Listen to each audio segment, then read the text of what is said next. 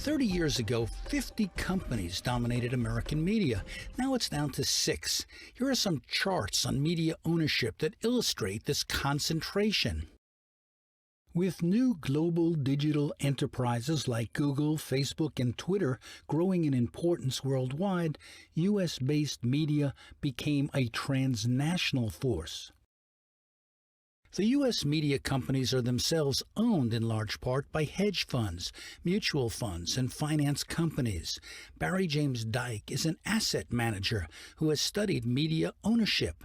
The research which I've done is unequivocal, and I kind of stumbled into this, is that the media companies, the major media companies, i.e. the Disneys, the CBSs, the news corporations, all of them, this is all public documents, is that they're all actually owned by mutual fund companies. The majority shareholders are owned by mutual fund companies.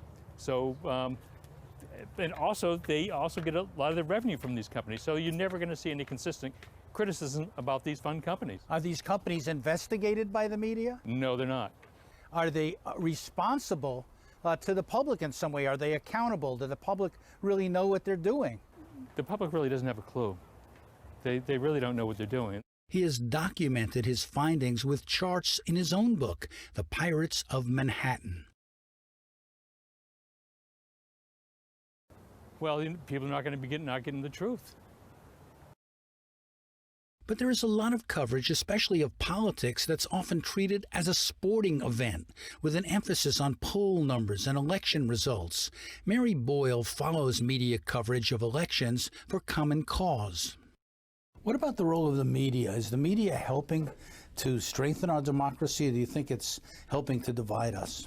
Well, I think that's a great question. I think that, you know, there are a couple of things going on there. Obviously, you've got kind of cable channels that are, you know, in different camps, and they are not showing different points of view. You've got Fox News showing the right, you've got MSNBC showing the left. And so with a setup like that, you have Americans that are just kind of tuning in to the channel they want to listen to, that, you know, kind of expresses their views, and you're not seeing kind of a mix of an opinion, a debate, anything like that. You've also got, you know, the shrinkage of the media. You've got less coverage of what's going on. And I think this is particularly concerning more around kind of state-based and local politics, where there's even less coverage of what's going on in politics. But even as the world is known for its diversity, American media is not. Editorially and ideologically, the power elite tends to reflect the views of the government and the people who shape its views. Dissenting politicians like Congressman Jesse Jackson Jr. have a hard time getting their views heard. Who owns the media? How the media is translated? Some of the moguls and the titans of media and industry are part of the problem. They shape a narrative for the American people, a narrative that ultimately leads millions of people to vote for candidates based upon the narrative that they shape, based upon the talking heads that they control. And those Americans tend to vote and tend to engage the system on the basis of that which they hear. Media is a significant part of this problem. But I think, you know, in a certain sense, the anti-government sentiment, which is rife in this country, which is generally associated with the right wing, is also a response to the feeling.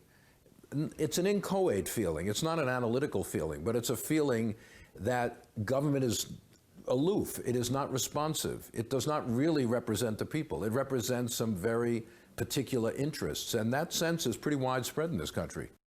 Media watch groups are also concerned about the lack of diversity within the media that makes it unrepresentative of the country it serves in racial, ethnic, and gender terms. The unwritten credo of the New York Times is do not alienate those for whom we depend for money and access. Chris Hedges was an award-winning journalist for the New York Times, an American media star. And that means the power elite and the financiers who advertise. But it's expandable. I mean, you have, at least in the positions that I was in, the possibility to do journalism. Not that there aren't, restrictions or constrictions. There are, and not that they can't be punishing. Hedges' work is still very respected, but he believes that much of the press is ultimately a charade that covers up for power more than covers it, especially when reporting on elections.